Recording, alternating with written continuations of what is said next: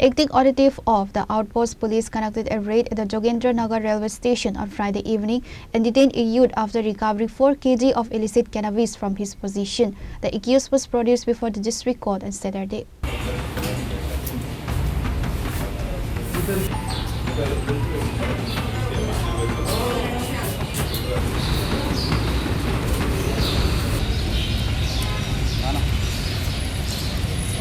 Acting on the secret tip of the officer in charge of the college Silla outpost conducted a raid in the Jogendranagar railway station area on Friday evening and detained a youth with 4 kg of dry cannabis.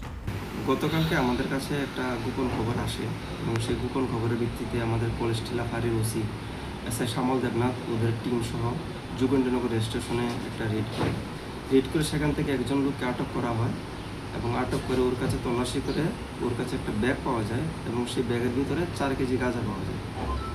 ওটার ভিত্তিতে আমরা একটা specific case নিয়েছি NDPS অ্যাক্টে, কেসটার number হলো 60/2026।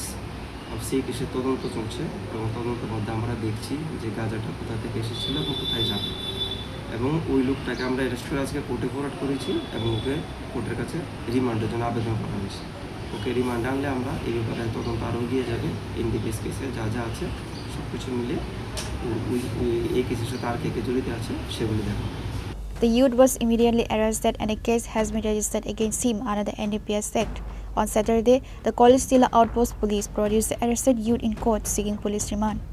Port of Pranav Magantla, Chini Khorang.